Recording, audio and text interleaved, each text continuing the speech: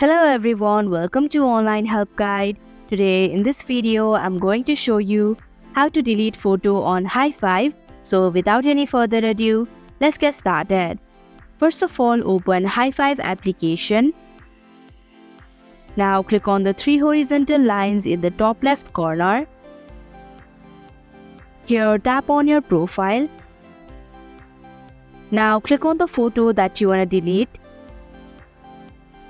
Click on the three vertical dots in the top right corner. Then tap on Delete Photo option.